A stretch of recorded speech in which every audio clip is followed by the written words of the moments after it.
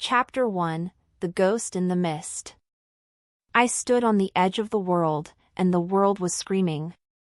The frost on the gray crags bit through my boots like the teeth of a starving wolf, but I didn't move. Why would I? Truth be told, I liked the cold because it was the only thing that felt more real than the ghosts. The Vale realm was a swirling soup of gray and death, and right now, it was trying to swallow me whole. The mist pressed against my skin, damp and heavy, feeling like the hands of the dead reaching out to pull me into the dark. "Thorne, help me," the voice was a whisper in the wind, sharp as a glass shard. It was her, my mate, the woman I failed 5 years ago. My chest ached with a pain that never slept. In fact, every breath was a reminder that I was still here while she was nothing but a memory. I closed my eyes, but that only made it worse because I could see the blood on the snow all over again. I had the power to walk between worlds, a king of the voids, yet I was too slow to save the only thing that mattered. After that, I felt the static. It was a low hum in the air that made the hair on my arms stand up. The mist began to churn, bubbling like a pot of silver poison. Something was wrong. More importantly, the echoes were restless. They were the shadows of things that happened before, trapped in the mist, and right now, they were howling. I gripped the hilt of my blade, the leather wrapping rough against my palm. My job was to guard this border, to make sure the things in the mist didn't bleed into the world of the living. Meanwhile, the lights of the Thornridge Pack twinkled in the valley below like a cruel joke. They were celebrating the Mistfall Festival, drinking and dancing while I stood guard over their graves. I hated them. I hated their warm fires and their easy smiles. They called us the Mistwalkers, the Cursed Ones, the Exiles. They didn't know that the only thing keeping them safe from the hungry dark was the man they treated like a monster. But then, a new scent hit me. It wasn't the smell of pine or rot. It was lavender deep, crushed lavender mixed with the sharp electric sting of a coming storm. My wolf stirred, a low rumble starting in my throat. It was a beautiful smell, but it was wrong. This high up, nothing grew but moss and despair. Truth be told, it felt like a hook in my gut, pulling me toward the cliff's edge. Soon after, a small sound broke the silence. It wasn't a ghost. It was the crunch of snow under small paws. I didn't turn around because I knew the heartbeat. It was fast and light, like a bird trapped in a cage. Miko. My son. My only reason for not walking into the mist and never coming back. He was a fox shifter, small and silver, and his eyes always saw things that weren't there yet. Papa? His voice was small, trembling like a leaf. Moments later, he shifted into his boy form, huddling in a thick wool tunic that was too big for his frame. His eyes were wide, glowing with a weird, golden light. He pointed down toward the village, toward the apothecary shop on the very edge of the woods. "The Lavender Lady," he whispered, and his lower lip wobbled. "The mists are licking her heels, Papa. She's crying, and the echoes, they're singing to her. They say she's the one." Because of that, my heart skipped a beat. I looked down at the tiny house. I knew who lived there. Elara Voss. A shy omega who spent her days talking to plants. She was nobody.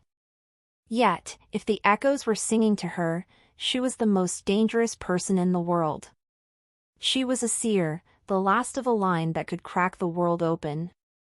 That night, the tension in the air was thick enough to choke on. I felt a spike in the magical current, a wave of pure agony that washed over the mountain. It was coming from her. Someone was breaking her heart, and as she broke, the veil broke with her. I grabbed Miko, pulling him against my side, but even my warmth couldn't stop the shivering. At that moment, I knew my peace was over. The mists were rising, and the girl with the storm in her eyes was about to fall. I looked at the village one last time. I was a monster, a ghost, a failure. But as the first silver crack appeared in the sky, I knew I had to move. As if fate demanded it, I stepped into the shadows, and the hunt began. Chapter 2: The Fox and the Flower. The forest was a wall of black shadows, but I moved through it like a ghost. I had to find Miko before the sunshifters spotted him. He was too curious for his own good, always wandering toward the village. What's worse, he was fascinated by that apothecary's shop. I could smell him now, the scent of wet fur and honey drifting near the edge of the clearing where the lavender girl lived. What followed was a low growl that I couldn't hold back. My scars were itching.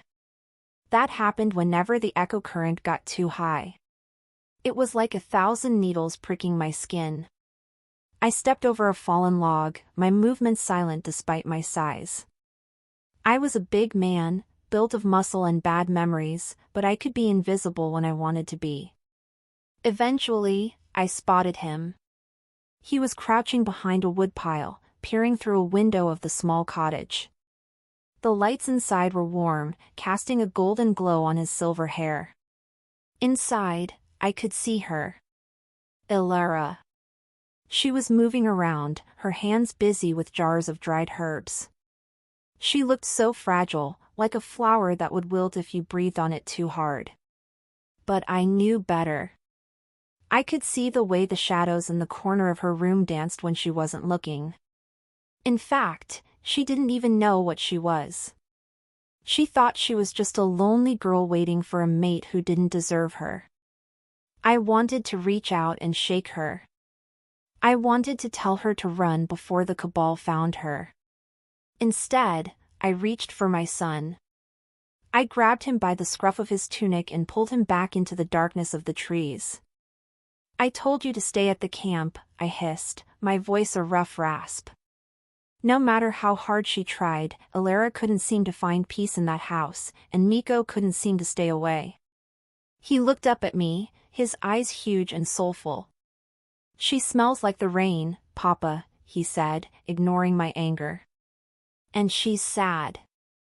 Why is she so sad? The man with the mean eyes is going to hurt her. I saw it in the mist. Because of that, I looked back at the window. Miko's visions were never wrong. Ronan, the heir to this pack, was a fool. He wanted a warrior, a Luna who could lead armies, not a girl who grew flowers. He was going to reject her at the festival tonight. I felt a surge of protectiveness that I didn't want. She wasn't mine. She was just a job. A mission. Truth be told, I envied her for a second. She still believed in things like love and fate. She didn't know that the world was a cold, dark place that ate girls like her for breakfast. Still, I couldn't leave her completely unprotected. I reached into my pocket and pulled out a small stone carved with a protection rune. It was an old piece of Mistwalker magic. Give this to her, I commanded, pushing the stone into Miko's hand.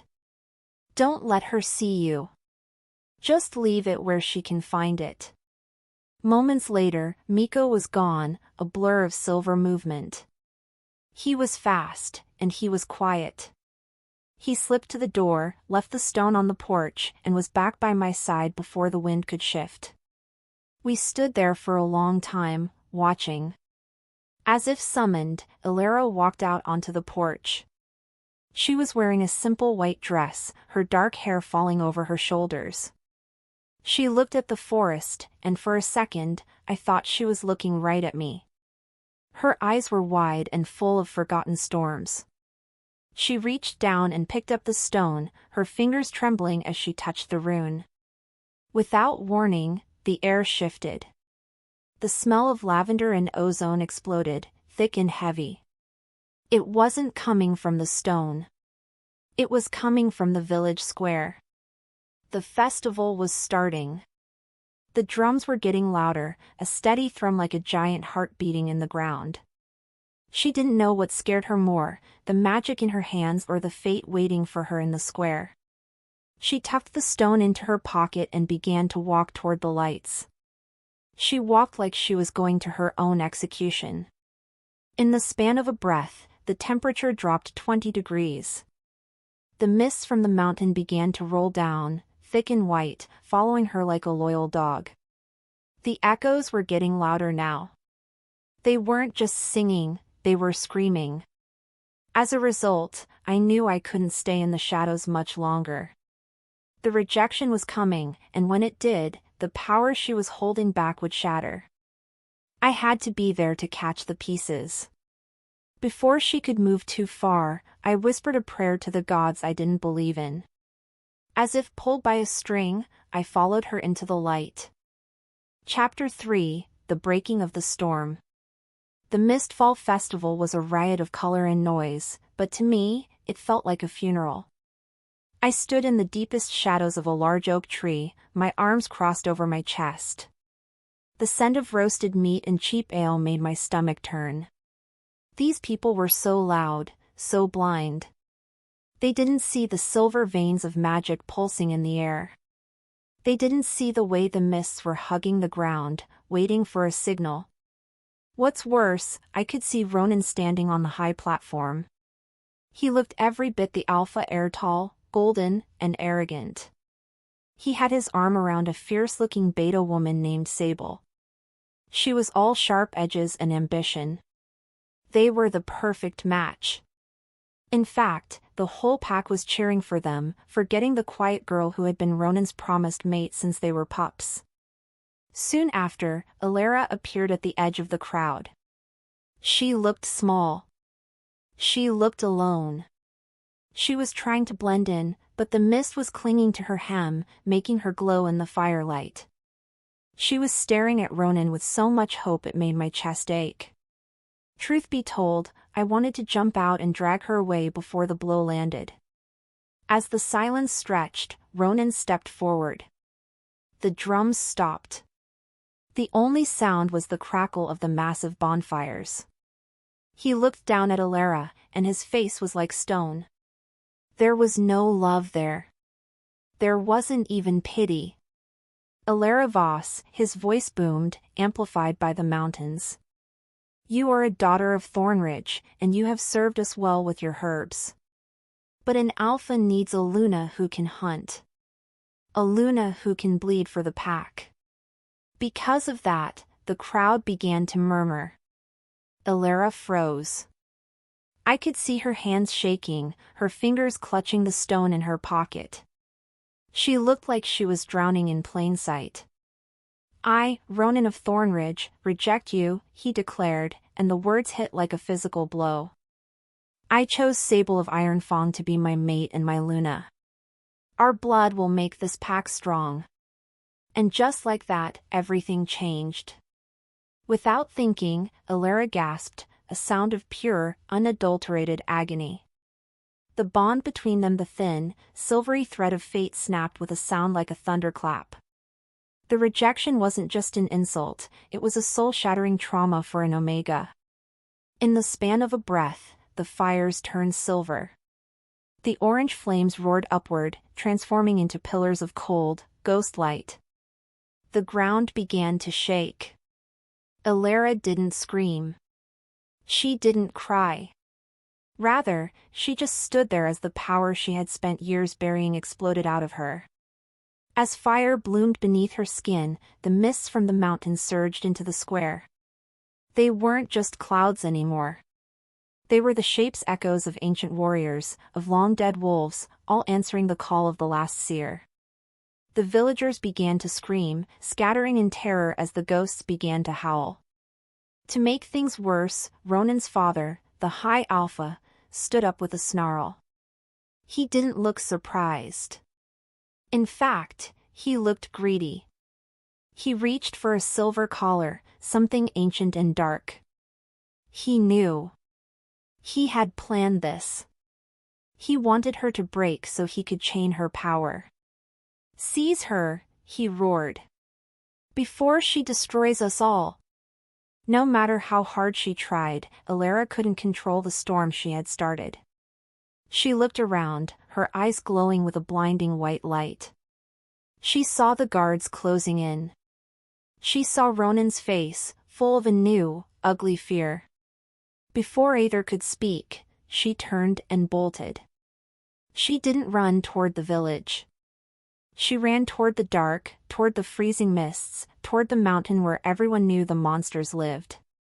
Meanwhile, I was already moving. I didn't care about the guards. I didn't care about the high alpha.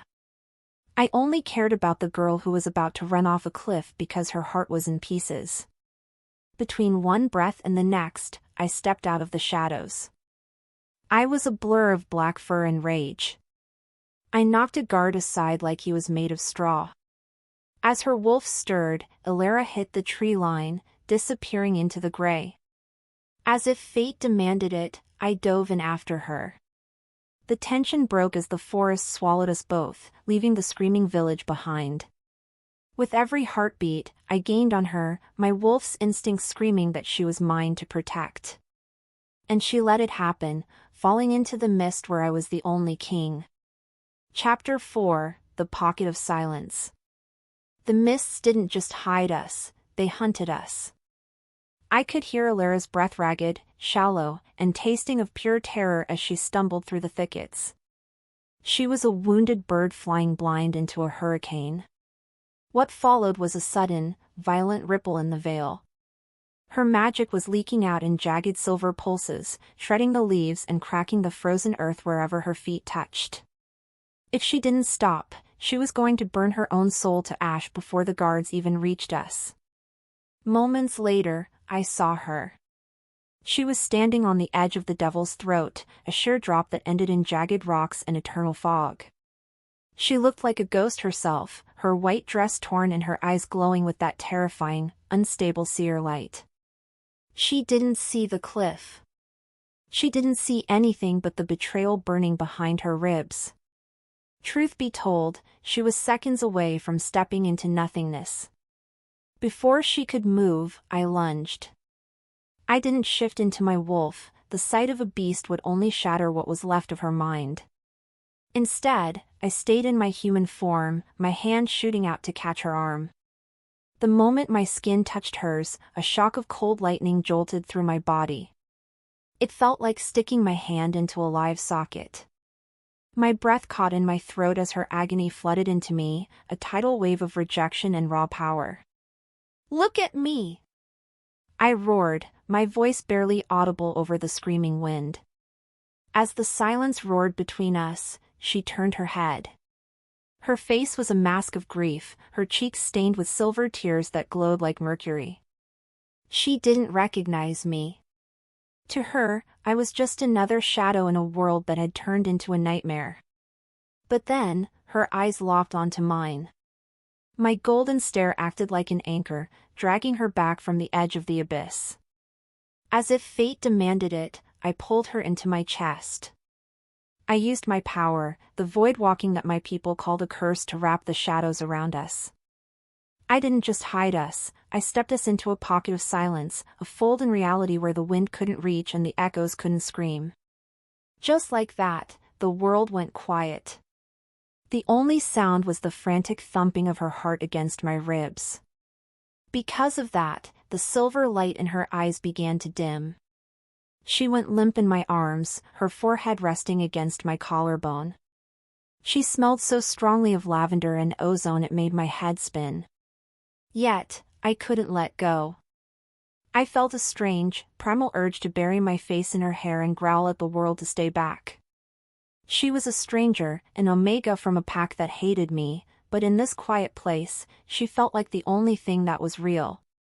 As her wolf stirred and then settled, she let out a long, shuddering breath. The air thickened with the heat of our bodies. Still, I knew this peace wouldn't last. I could feel the vibrations of heavy boots on the forest floor outside our pocket. Ronan's hunters were coming, led by that arrogant fool who thought he could just throw a seer away like trash. What's worse, I could smell the silent hunters, the Cabal's personal assassins. They weren't looking for a runaway mate, they were looking for a weapon. That's why I tightened my grip on her. I had to get her to the nomadic camp, but to do that, I would have to break the one rule that kept my people alive: never show your face to the sunshifters. Before the words left her lips, she looked up at me, her voice trembling. Who are you? In the echo of his voice, I found my answer. I'm the monster they told you to fear, Elara. And right now, I'm the only one keeping you alive. Chapter 5, The Sentinels Stand. The pocket of silence shattered as I stepped us back into the physical world. The forest was no longer quiet. I could hear the baying of hounds and the shouting of men.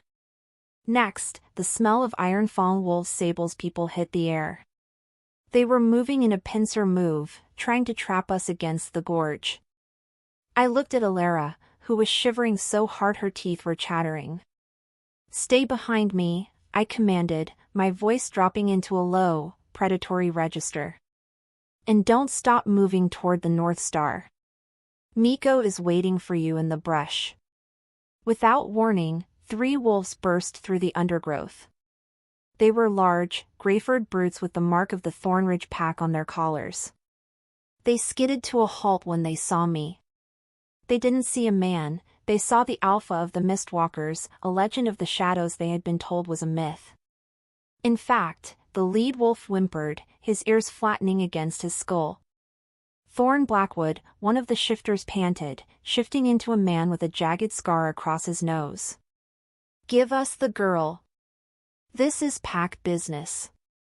You have no right to interfere. But then, I stepped forward, and the ground itself seemed to darken under my feet. I didn't need to shift to be terrifying.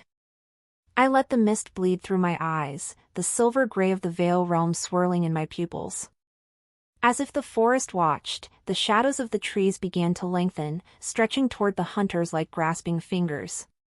She is under the protection of the mist, I said, and my voice carried the weight of 1,000 echoes. If you want her, you'll have to walk through the void to get her. And trust me, little wolf, you won't like what's waiting for you on the other side. Not only that, I felt Elara's hand brush against the back of my coat. She wasn't running. She was watching me with a mix of awe and terror. That night, I realized I wasn't just fighting for a mission anymore. I was fighting for her. As the sky darkened, I lunged. I was a blur of violence. I didn't use a blade, I used my hands and the shadows themselves. Moments later, the 3 hunters were on the ground, not dead, but trapped in shadow bindings that would keep them frozen until sunrise. Still, the main force was closing in. I could hear Ronan's voice loud, demanding, and full of the entitlement that made my blood boil. He was coming for his property, even though he had just thrown her away. As the wind shifted, I turned back to Elara. She was staring at the fallen men, her face pale. No matter how hard she tried, she couldn't hide the fear in her eyes. I reached out, my thumb brushing her jawline. It was a gesture of intimacy I hadn't shown anyone in years. Between them, something cracked. The wall I had built around my heart felt a single, dangerous tremor. Go, I whispered. Find the silver fox. He will take you to the Isles. Rather than arguing, she nodded once, her instincts finally taking over. She turned and vanished into the thickest part of the mist. Soon after, I turned to face the path. Ronan stepped out into the clearing, his golden hair disheveled and his face red with rage. He looked at the bound guards, then at me. Where is she, nomad? He spat, his hand going to his sword. She's my mate. My Luna. I don't care what I said at the altar, she belongs to Thornridge. Truth be told, I had never wanted to kill a man more in my entire life. As if summoned, a low, rumbling growl rose from deep in my chest. Under the weight of his stare, I smiled. It wasn't a friendly look. And she let it happen, because as she ran, she was finally stepping into a world where she wasn't property. Chapter 6: The Threshold of Whispers. I met Ronan's charge with the force of a mountain. He was younger, faster, but I was a man who had been forged in the echoes of 1,000 wars. What's worse for him was that I didn't fight fair. I used the void walking to flicker in and out of his vision, appearing behind him, then to his side, delivering blows that felt like falling rocks. In the echo of his voice, I heard the sound of a man who realized he had made a grave mistake. Eventually, I had him pinned against a tree, my forearm pressed against his throat. His eyes were bulging, his face turning a dark purple. I could smell his fear. It was sour, like rotting fruit. More importantly, I could see the cowardice behind his alpha mask. He didn't love Elara. He just couldn't stand the thought of losing something he thought he owned. "She isn't your mate anymore, boy," I hissed, the words tasting like copper. "You broke the bond. You threw her to the wolves. Now, the mist has claimed her. If you ever come looking for her again, I won't just bind you. I'll leave you in the void where the echoes will feast on your screams for eternity." Just like that, I let him go. He slumped to the ground, gasping for air. I didn't look back. Instead, I turned and stepped into the mists myself. I moved with a speed no sunshifter could match, following the scent of lavender and the high-pitched yip of Miko's fox form. I found them at the Threshold of Whispers, the invisible gate that led to our nomad camp. By the time I arrived, Elara was standing at the edge of the camp, her eyes wide as she looked at the floating tents and the silver-furred people moving through the fog. My people. The exiles. They were staring at her with suspicion, their hands on their daggers. Yet, Miko was standing right in front of her, his small chest puffed out as if he were her personal guard. "She's with me," Miko shouted, his voice cracking. "Papa said. She's the seer." What followed was a heavy silence. The elders stepped forward, their faces etched with the scars of the veil. They looked at Elara, then at me as I emerged from the mist. I walked up to her, my presence demanding order. Without another word, I took her hand and pulled her toward the center of the camp, toward the great hearth where the blue ghost fire burned. "She stays," I declared, and my voice brooked no argument. "She is under my protection. If any of you have a problem with that, you can take it up with me at the sparring circle." As her soul answered, Elara looked at me, her fingers curling around mine. She was terrified, yes, but for the first time I saw a spark of something else in her eyes. Hope. As the tension broke, she realized she wasn't an outcast here. She was the guest of the king. As her wolf stirred, I felt the morning curse in my chest go silent again. It was the most dangerous feeling in the world. Because of that, I knew my life was irrevocably changed. I had brought a sunshifter into the heart of the mist. I had invited the future into a place that lived in the past. As fire bloomed beneath her skin, she looked at the blue flames of the hearth, and I saw her reflection in the fire. She looked like a queen. In the stillness that followed, Elder Silas approached us, his eyes milky with cataracts. He reached out a trembling hand toward Elara's face, stopping just inches away. "The echoes have been waiting for you, child," he whispered. "But the Cabal is already on your trail. You are the key they need to lock the world in. Darkness." She didn't know what scared her more, the ancient prophecy or the way my thumb was still stroking the back of her hand. As if fate demanded it, I pulled her closer. And she let it happen, because for the first time in her life, she wasn't alone. Chapter 7: The Well of Memories. Waking up in the Mistwalker camp felt like being reborn in a dream made of cold silk and silver smoke. I watched Elara from the entrance of my tent, my arms crossed, as she stepped out into the morning that never truly saw the sun. The sky above the nomadic camp was a swirling masterpiece of violet and gray, and the ground was a soft carpet of glowing moss. Truth be told, I had spent my whole life trying to keep outsiders away from this beauty, but seeing her standing in the center of it felt right. Soon after, Elara noticed the way the other nomads moved.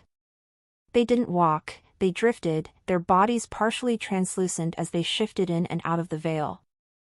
She reached out a hand to touch a passing supply cart, but her fingers went straight through the wood. Without warning, she gasped, her eyes flying to mine. I walked toward her, my boots making no sound on the moss, and I could see the confusion warring with the wonder on her face. "Everything here is an echo of what it used to be," I explained, my voice low so as not to startle her. "We don't own things, Elara. We just borrow them from the past. You'll have to learn to tune your heartbeat to the mist if you want to touch anything." As the silence stretched, she looked down at her own hands, which were solid and tan against the shimmering background. Because of that, she looked like a bright, vivid painting dropped into a world of charcoal sketches. She was too real for this place. Yet, she didn't seem to care about the ghost physics. She looked at me, and I saw the quiet storm in her eyes beginning to gather strength. "Thorne, I keep hearing them," she whispered, her voice trembling like a plucked string. "The voices. They're not just whispers anymore. They're telling me stories. Stories about a woman named Mira." What followed was a heavy stone settling in my gut. Elara Voss. Her mother. The woman the Cabal had erased from history. That night, I had decided to take her to the memory well, but seeing her so vulnerable made me want to turn back. Instead, I beckoned her toward the center of the camp, where an ancient circle of stones stood around a pool of liquid starlight. In the span of a breath, the air around the well turned freezing. This was the place where all the echoes of the world gathered to drink. As her soul answered, Elara leaned over the water. She didn't just see her reflection, she saw 1,000 faces, 1,000 lives, all flickering like old film. Between them, something cracked. A vision of a woman with Elara's eyes appeared in the water, reaching out as if to pull her in. Before she could move, I grabbed her waist, anchoring her to the present. The power of the well was like a vacuum, trying to suck her into the past. As fire bloomed beneath her skin, she fought against my grip, her body arching toward the water. "Don't let go," she cried, and for the first time, her voice held a note of command that made my wolf howl. At that moment, I realized she wasn't just a girl in trouble. She was a force of nature. As if fate demanded it, I held her tighter, our souls brushing against each other in the dark. Chapter 8: The Weight of the Anchor. Training a seer was like trying to catch lightning in a wooden bucket.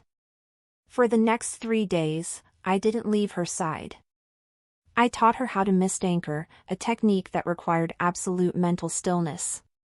What's worse, every time she tried to quiet her mind, the echoes of the Thornridge Pack's rejection would scream in her ears.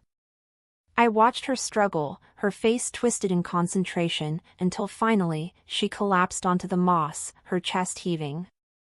Moments later, I was on my knees beside her, offering a flask of herbal tea Miko had prepared. She took it with shaking hands, her fingers brushing mine. As the bond pulsed, I felt a jolt of her exhaustion, mixed with a sudden, sharp spike of attraction. It caught me off guard. I was a man who lived in the cold, and she was a bonfire I wasn't allowed to touch. "It's too much, Thorne," she choked out, a single silver tear escaping her eye. Every time I close my eyes, I hear Ronan's voice. I hear the pack laughing. I feel like I'm still standing on that altar, being torn apart. Because of that, I did something I hadn't done since I buried my mate. I sat down behind her and pulled her back against my chest. I wrapped my massive arms around her, creating a physical cage of safety. Truth be told, I wanted to hunt down every wolf in Thornridge and rip their hearts out for making her feel this small. "Listen to my heartbeat," I grumbled, my chin resting on the top of her head. Forget the village. Forget the boy. My heart is the only clock that matters right now. Just follow the rhythm.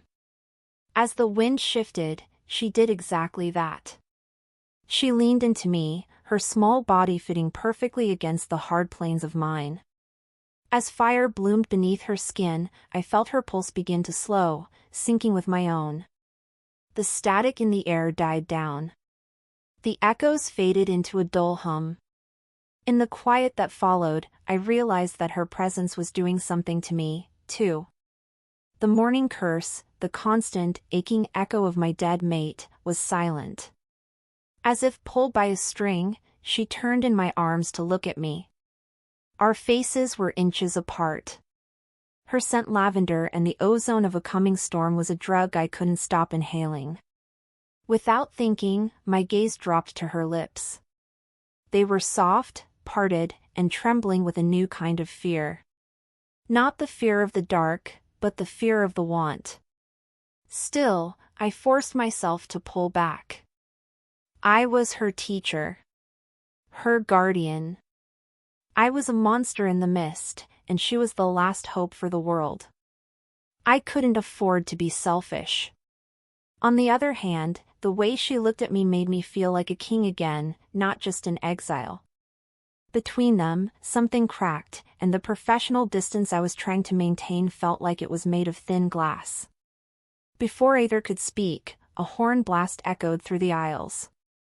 It was the sound of a scout returning in a panic. As if the forest watched, the mists parted to reveal a young mistwalker, his silver fur matted with blood. "Alpha," he wheezed, falling to his knees. "The Cabal, they found the shop. They burned it all. And Thorne, they found the trail to the Isles." And just like that, everything changed. Chapter 9, The Shadow of the Hunter. The raid happened faster than a heartbeat. We didn't have time to mourn the apothecary or the life Elara had left behind. What followed was a frantic push to move the camp to higher ground. I led the way, my eyes scanning the mists for the silent hunters. They were the Cabal's elite assassins who moved through the veil like sharks through water. They didn't have sense, and they didn't make sounds. Eventually, we reached the Bridge of Sighs, a narrow path of solid fog that connected our territory to the deeper veil. Next, I felt the temperature plummet. It wasn't the natural cold of the mountain, it was the artificial chill of void magic. I pushed Elara behind a large boulder and drew my twin daggers. "Stay down," I ordered, my voice a low snarl. "Miko, keep her quiet." Without warning, the first arrow hissed through the air. It was tipped with silver glass, designed to shatter on impact and release a paralyzing gas. I swiped it out of the sky with a flick of my wrist, but what's worse was the second one. It struck a young nomad near the back of the line. He didn't even scream, he just turned to stone and crumbled. As her wolf stirred, Elara stood up. She wasn't supposed to, but her eyes were fixed on the hunter who had fired the shot. He was standing on a floating ledge, wearing the black and silver mask of the Cabal. At that moment, something inside her snapped. She didn't use a weapon. She just raised her hand and whispered a word in a language that hadn't been spoken in 1,000 years. Just like that, the mist around the hunter turned into a solid block of ice. He fell from the ledge, shattering into a million pieces before he even hit the ground. As fire bloomed beneath her skin, Elara turned to me, her face pale but her eyes burning with a terrifying light. She was discovering what it meant to be a seer. It wasn't just about seeing the future, it was about commanding the present. Not only that, I saw the mark on the hunter's sleeve as his body disintegrated. It was the same crest that had been on the man who killed my mate. Because of that, the rage I had been suppressing for 5 years boiled over. I lunged into the fray, a blur of shadow and steel. I didn't just fight, I slaughtered. I used the void walking to appear inside the hunter's guards, ending them before they could even draw their blades. By the time the last hunter was dead, the clearing was a graveyard of broken glass and black cloth. I stood in the center, my chest heaving, my daggers dripping with ichor. Yet, I didn't feel victorious. I felt hunted. I looked at Elara, who was staring at me with a mix of shock and recognition. She saw the monster I was, and for the first time, she didn't look away. As the tension broke, I walked over to her and wiped a smudge of soot from her cheek. "They know we're here," I said, and the words felt like a death sentence. This was just a test. The High Alpha is coming, and he's bringing the whole cabal with him. Truth be told, I didn't know if we could win. As if fate demanded it, I looked at Miko, then back at Elara. And she let it happen, because as the mists closed in around us, we were no longer just a pack and a guest. We were a family at war. Chapter 10, The Isles of Unrest. The shimmering isles were weeping. It was a sound like glass grinding against glass, a low vibration that made the soles of my feet ache as we climbed the spiral paths into the higher veil.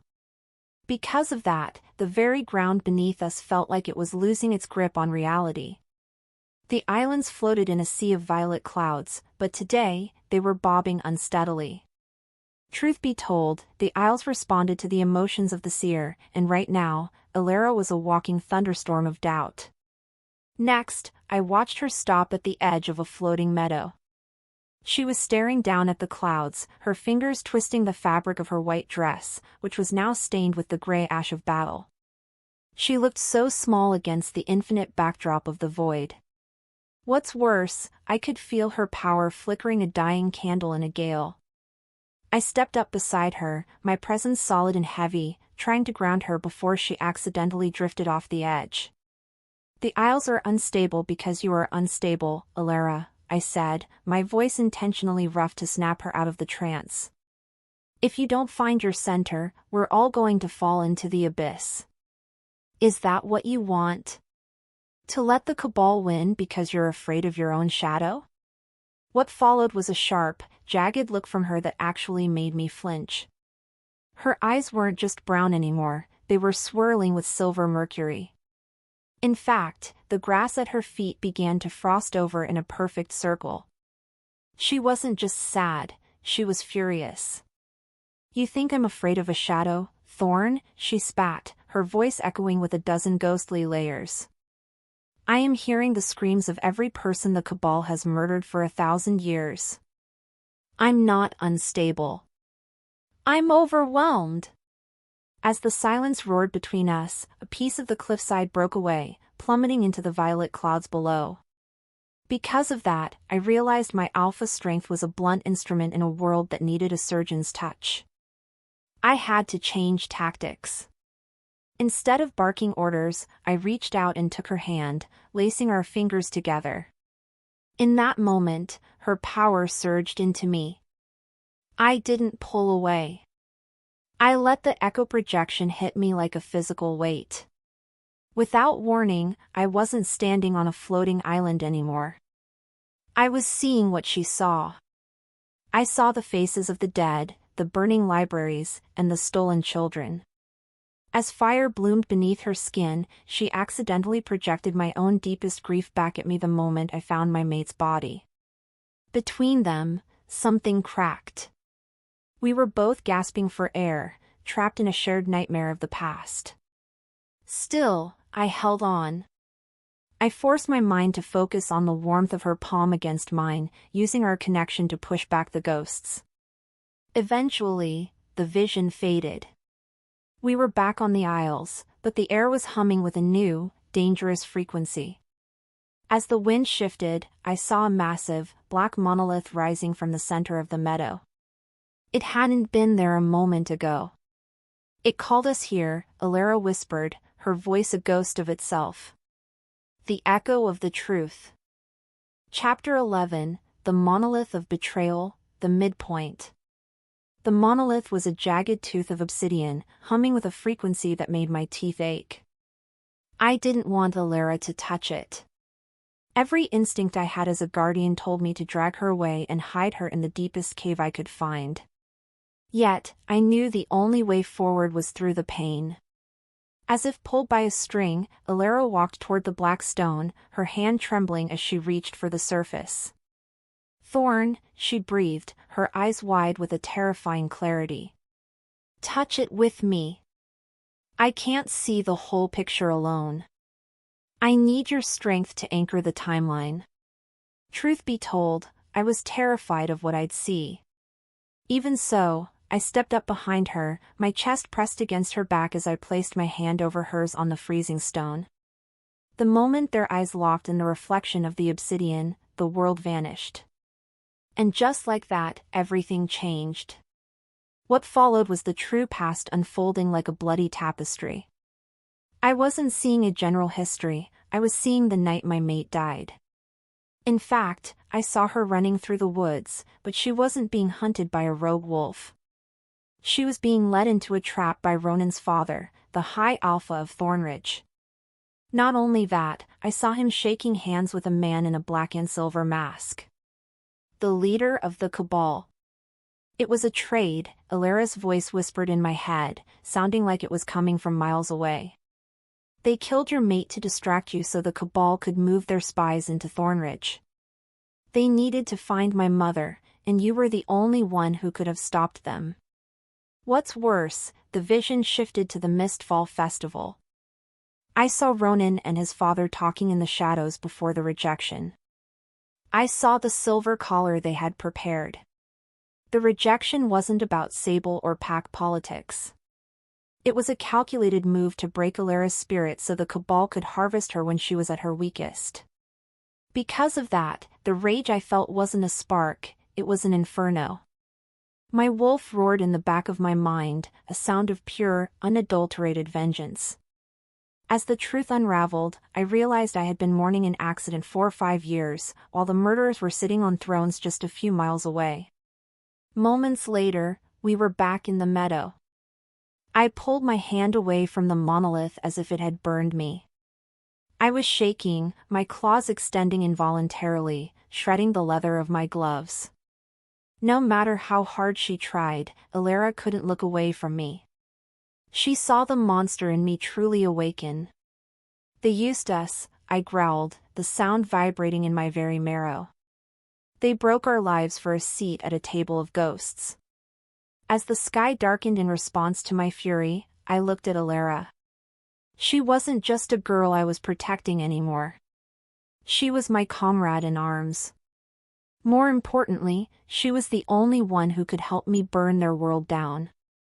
"The game is over," I said, and my voice sounded like the grinding of tectonic plates. "We're not running anymore." Chapter 12, The General of Shadows. I strode back into the nomadic camp with the weight of a god and the temper of a demon. The mistwalkers scattered as I passed, sensing the shift in my aura. I wasn't the protector anymore. I was a general. Soon after, I reached the great hearth and kicked the silver logs, sending a spray of ghost sparks into the air. "Gather, everyone!" I roared, and the sound echoed through the aisles, shaking the very foundations of our floating homes. The council, the warriors, even the elders. Now. By the time the pack had assembled, the atmosphere was thick with dread. Miko was huddled by Elara's side, his eyes wide and fearful. Nonetheless, I didn't soften my tone. I told them everything. I told them about the trade, the Cabal, and the betrayal of the Sunshifters. As the tension broke, a murmur of shock and anger rippled through the crowd. "We have lived in the shadows for 100 years, I shouted, my voice cutting through the noise. "We have called ourselves cursed. But the only curse we carry is the lie they told us to keep us quiet. The Cabal doesn't fear our magic, they fear our memory. And tonight, we are going to give them a memory they will never forget." Not only that, I turned to Elara. She was standing at the edge of the circle, looking at the faces of my people. She saw their fear, but she also saw their burgeoning hope. As her soul answered, she stepped forward, the silver light in her eyes now steady and cold. "They are coming for the great severing," she said, her voice clear as a bell. "They want to kill the past so they can own the future. If we don't fight now, there will be nothing left of us but silence." Because of that, the warriors drew their blades. The sound of steel on steel was a symphony of war. Meanwhile, I saw Ronan's father in my mind's eye, his smug smile, his arrogant walk. I was going to peel that smile off his face. Yet, as I looked at Elara, I saw a flicker of fear for me in her expression. It wasn't the fear of a victim, it was the fear of someone who didn't want to lose the man she was starting to love. Truth be told, I didn't know if I would survive the night. But then, I realized it didn't matter. The morning curse was gone, replaced by a singular, burning purpose. As if fate demanded it, I reached out and squeezed Elara's shoulder. It was a promise. And she let it happen, because as the mists began to thicken with the scent of an approaching army, we were finally ready to fight back. With every heartbeat, the enemy drew closer, but for the first time in 5 years, I wasn't afraid of the dark. As her wolf stirred, I knew the real storm was just beginning. And just like that, everything changed. Chapter 13, The Vow of the Void. The heart of the Isles was a place where the air felt like liquid diamonds, heavy, bright, and impossible to breathe without a soul full of magic. I led Elara to the very center, where the world tree's roots hung suspended in a vortex of pure starlight. What followed was a silence so deep it made my ears ring. This was the point of no return. If she did this, she would be tethered to the veil forever, a living battery for our world's survival. Soon after, I turned to her, my heart hammering against my ribs like a trapped bird. Truth be told, I hated myself for bringing her here. I was asking her to give up the sun and the soil for a life of gray shadows and heavy burdens. In fact, I almost told her to run to take Miko and find a human city where the Cabal couldn't find her. "If you bond with the heart, Elara, you can't go back," I whispered, my voice thick with a sudden, sharp grief. "You won't just be a girl anymore. You'll be the Isles. Their pain will be your pain. Their hunger will be yours." No matter how hard she tried, she couldn't hide the tremor in her hands. Yet, she didn't step away from the vortex. She looked at me, and I saw a woman who had finally stopped waiting to be rescued. As her soul answered, she stepped into my space, her heat radiating through the freezing mist. "I was never just a girl, Thorne," she said, her voice steady and resonant. "I was a prisoner in a life that didn't fit. This is who I am." Before she could move, I pulled her into a kiss that tasted of desperate hope and impending war. It was the collision of two storms, a frantic grounding that made the ground beneath us groan. As fire bloomed beneath her skin, she melted into me, her fingers tangling in my hair as if she were trying to memorize the feel of my skin. In that moment, I wasn't an alpha or a king, I was just a man who had found his home in the middle of a hurricane. Between them, something cracked. The bond between us, forged in the mists, pulsed with a rhythm that was older than the mountains. As the bond pulsed, I felt her resolve harden into steel. She broke the kiss, her eyes glowing with a blinding, holy light. As if fate demanded it, she reached out and touched the starlight vortex. Chapter 14, The Puppet and the Shadow. The peace was shattered by the sound of a horn that cried like a dying god. It came from the Bridge of Sighs, the only entrance to our sanctuary. Moments later, a scout arrived, his breath coming in ragged gasps. Ronan's rescue party had arrived, but they weren't alone. They had brought the stench of the sun shifters with them, a cloying smell of sweat and iron. Because of that, I left Elara with the elders and raced to the border. I stood alone on the bridge of mist, watching as Ronan approached. He looked like a hero from a storybook, his golden armor gleaming, but what's worse was the emptiness in his eyes. He didn't even look like he was in control of his own limbs. He moved like a puppet with invisible strings. "Give her back, Thorne!" Ronan shouted, his voice echoing off the floating cliffs. "She belongs to the pack. You've bewitched her with your nomad lies." Rather than shouting back, I simply waited. I could see the shadows shifting behind him. They weren't his men. In fact, the silent hunters were crawling out of Ronan's own shadow, their obsidian blades unsheathed and dripping with void poison. Truth be told, I almost felt pity for the boy. He thought he was coming for his mate, but he was just the delivery boy for the executioners. "Look behind you, you fool!" I roared, but it was already too late. Without warning, the first arrow hissed through the air. It wasn't aimed at me. It streaked across the sky, toward the nursery tents where the children were hidden. She didn't know what scared her more, the sight of the arrow or the realization that Miko was standing right in its path. As her wolf stirred in the distance, I heard Elara's scream of pure, maternal rage. The arrow didn't hit Miko, it hit a shimmering shield of light that Elara had thrown across the distance from the heart. But then, the Cabal launched their full-scale assault. 100 hunters erupted from the mist, their movements a blur of lethal precision. As the sky darkened, I realized I had been lured out.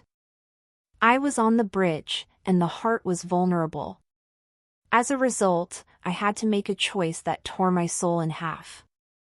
I could stay and hold the bridge, or I could run back to Elara. In the span of a breath, the air was filled with the sounds of slaughter.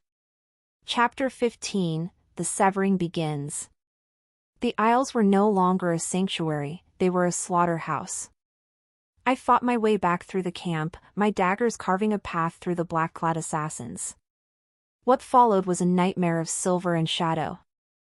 I saw my people falling, their echoes being snuffed out one by one as the Cabal used Void Eaters to consume their spirits. To make things worse, I couldn't find Miko. The scent of lavender and ozone was being drowned out by the smell of burning moss and copper blood. Eventually, I reached the heart, but what I saw made my knees buckle. Elara was suspended in the air, her body arched in agony. 4 Cabal sorcerers were standing around her, channeling black lightning into her chest. "Elara!" I screamed, but my voice was lost in the roar of the great severing. Not only that, I saw the High Alpha of the Cabal, the man with the silver mask standing over a small, huddled figure. It was Miko. He was holding my son by the throat, a sacrificial dagger pressed against the boy's fur. In that moment, my hypervigilance, the thing I prided myself on, failed me completely. I couldn't be a father and a lover at the same time. "Choose, Thorne," the High Alpha laughed, his voice sounding like dry bones rattling in a jar. "The seer or the sun? One dies to open the gate, and the other dies to close it." No matter how hard she tried, Elara couldn't break the lightning chains. She looked at me, her eyes streaming with mercury, and I saw the plea in her gaze. She wasn't asking me to save her. She was telling me to save Miko. As if pulled by a string, I turned toward my son, my heart breaking with the weight of the decision. But then, the High Alpha didn't wait. He threw Miko into the swirling void of the heart's core. Before the words left her lips, Elara let out a sound that wasn't human. It was the roar of the Isles themselves. Between them, something cracked, and the very foundation of the floating island began to tilt into the abyss. As her soul answered, she reached out for me one last time, but the black lightning exploded, blinding me with a flash of cold fire. And she let it happen, because as the darkness claimed us, I heard Miko's final, terrified scream. With every heartbeat, I felt the world falling away.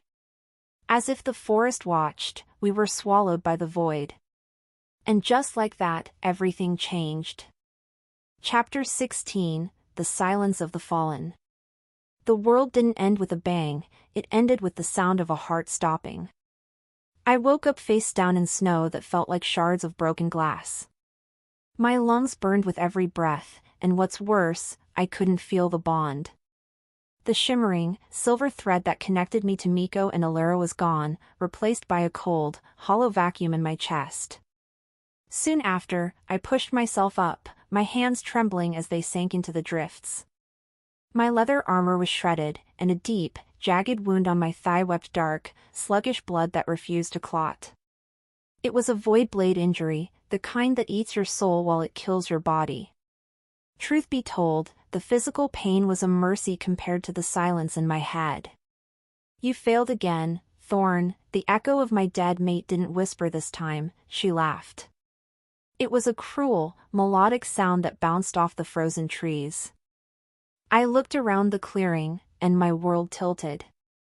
The nomadic camp was a graveyard of smoldering tents and broken dreams. In fact, the great heart was gone, leaving only a blackened crater in the earth where the world tree used to breathe. Moments later, I found it. A small, wooden fox charm, carved by my own hands and worn smooth by Miko's thumb. It lay half buried in the slush, snapped in two. Because of that, I let out a sound that wasn't a growl or a cry, it was the sound of a man being hollowed out from the inside. They had taken him. My son was gone into the echo void, a place where time didn't exist and hope went to die. What followed was the sight of Elara. She collapsed 20 paces away, her white dress stark against the blackened grass. I crawled to her, dragging my useless leg behind me, my heart hammering with a desperate, dying rhythm. As the silence roared, I reached her, my fingers brushing her cheek. But then, I pulled back in horror. Her skin was as cold as the ice around us. Her eyes were open, but they weren't brown or silver anymore, they were a milky, clouded white. She was breathing, but barely. She had been severed. The Cabal hadn't killed her, they had simply emptied her, leaving a shell of a woman while they ran off with her power. No matter how hard she tried, she couldn't see me. She didn't even blink when I whispered her name. As fire bloomed beneath her skin, or what was left of it, I realized I was truly alone. Chapter 17, The Ghost of the King. I dragged Elara's limp body into the shelter of a collapsed elder's tent. The air inside smelled of stale incense and death. Next, I saw Silas. The old man was slumped against a central pole, his throat cut with clinical precision. His sightless eyes seemed to be judging me. Truth be told, he had warned me. He had told me the Cabal was coming, and I had thought my daggers and my rage would be enough. Eventually, I sat in the dirt beside Elara, my head in my hands. I tried to void walk. I tried to reach into the shadows to find a path to Miko, but my power was dead. The wound in my leg was a drain, pulling every bit of my magic into the earth. At that moment, I wasn't an alpha. I wasn't even a man. I was just a ghost haunting my own life. "I'm sorry," I whispered into the dark, and the words tasted like ash. "I thought I could protect you. I thought I was different this time." What's worse, I realized the truth about my hypervigilant grief. I hadn't been protecting Miko or Elara out of love, I had been doing it to pay a debt to a dead woman who didn't even want it. I had used them as shields against my own guilt. In the quiet that followed, I felt the weight of my failure crush the last bit of air from my lungs. As the wind shifted outside, the sounds of the Cabal's victory echoed through the mountains. They were celebrating. They had the seer's spark in the Alpha's air. Because of that, they didn't even bother to come back and finish me off. To them, I was already dead. I was a broken tool, a discarded toy. Not only that, I saw the reflection of my own face in a shard of broken glass. I looked old. I looked like a man who had forgotten how to live. As a result, I reached for my dagger, the blade glinting in the dim light. It would be so easy. One stroke, and the silence would be permanent. I could join my mate. I could stop the aching. But then, I looked at Elara. A single, tiny twitch of her finger caught my eye. As her soul answered, she let out a soft, broken whimper. It was the sound of a soul trying to find its way back through the dark. She didn't know what scared her more, the void or the man who was about to give up on her. Chapter 18, The Dark Night of the Soul. The hours bled into a single, agonizing smear of time. I didn't kill myself. Rather, I sat there and watched her breathe. I used the last of my strength to wrap her in a discarded fur, my hands brushing the lavender oil that still clung to her hair. Truth be told, the scent was fading, being replaced by the metallic tang of the void. Still, I stayed. I stayed because I realized I didn't want to die with the memory of my failure. I wanted to die fighting for the first thing that had made me feel alive in 5 years. In the echo of his voice, I heard Miko's laughter from a summer long ago. It wasn't an echo. It was a memory.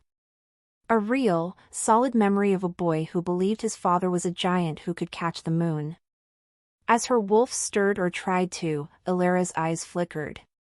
For a split second, the milky cloud parted, and I saw a flash of brown. She saw me.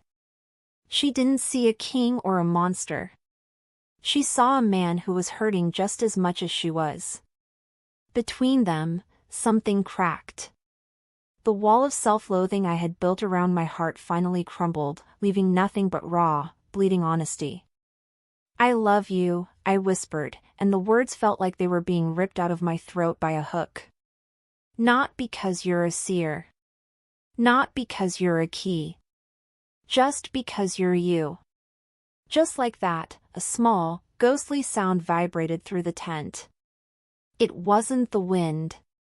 It was the fox charm. The broken pieces on the floor were glowing with a faint, pulsing light. As the bond pulsed, I realized Miko wasn't dead. He was calling.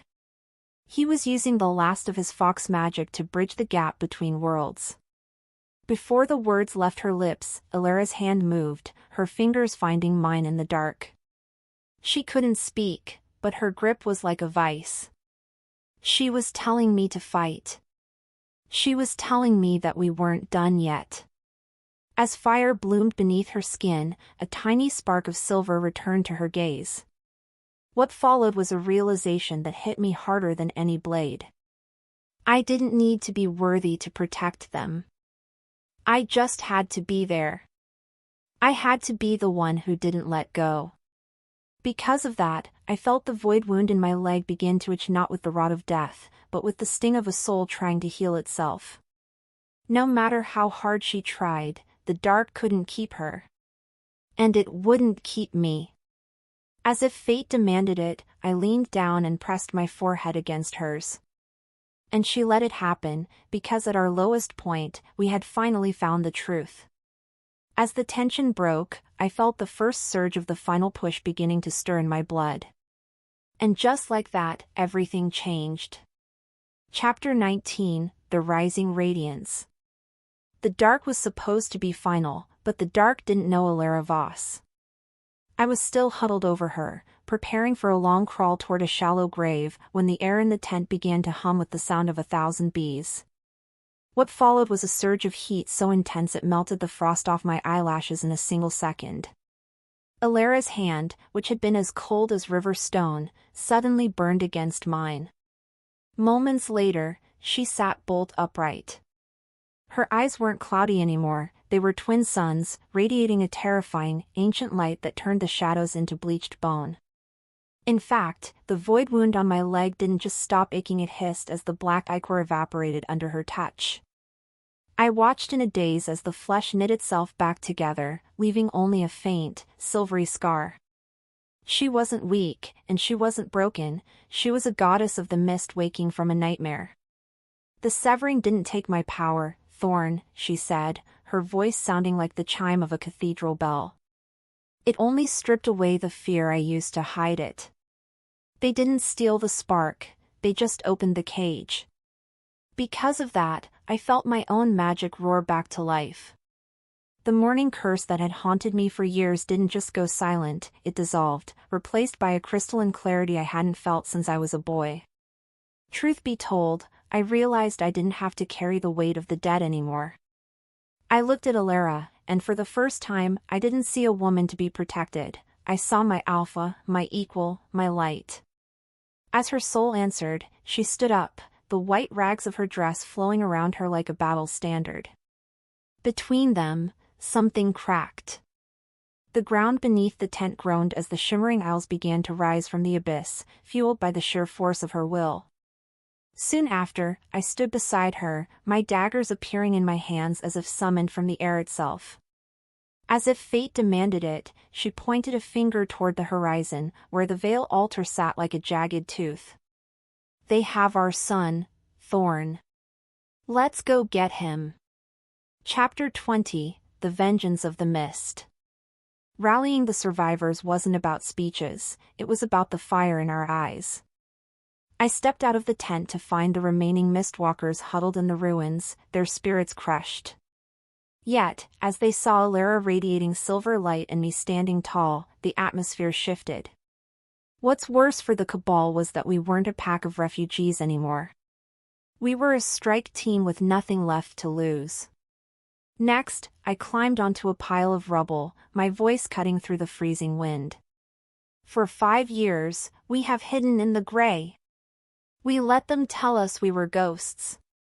But tonight, the ghosts are going to hunt the hunters. Because of that, a low, vibrating growl rose from 50 throats. It wasn't a sound of survival, it was a promise of justice. In fact, the nomads didn't just draw their weapons, they began to shift, their silver fur gleaming in Elara's light. More importantly, Elara stepped to the front of the line. She reached out with both hands, and the air in front of us began to tear open, revealing a shimmering portal that led directly to the altar. As if pulled by a string, we stepped through the threshold. Suddenly, we were no longer in the freezing mountains. We were in the heart of the Cabal's fortress, a place of black stone and blood-red banners. Without thinking, I lunged into the first line of guards. I wasn't just fighting, I was void flickering, appearing as a lethal shadow behind every man who dared to raise a blade. What followed was a symphony of steel and screams. I saw Elara moving through the chaos like a dancer, her hands throwing bolts of starlight that turned silent hunters into piles of ash. Meanwhile, I kept my focus on the center of the altar. I could see the High Alpha standing over a stone basin, and inside that basin, a small, silver light was flickering. Miko. As fire bloomed beneath her skin, Elara cleared a path for me, her power acting as a shield that deflected every arrow and spell thrown our way. No matter how hard she tried, the Cabal couldn't slow us down. We were a storm made of flesh and bone. Moments later, I hit the stairs of the altar, my eyes locked onto the man in the silver mask. Chapter 21, The Altar of Echoes. The High Alpha didn't run. He stood his ground, his hand hovering over the basin where Miko's soul was being drained to fuel the final ritual. Truth be told, he looked smaller than he did in my nightmares. He was just a man obsessed with a past he didn't own. As the tension broke, I leaped onto the platform, my daggers spinning in my grip. "You're too late, Blackwood," he hissed, his voice cracking with desperation. "The gate is opening. The echoes of the great kings will belong to me." But then, Elara landed beside me.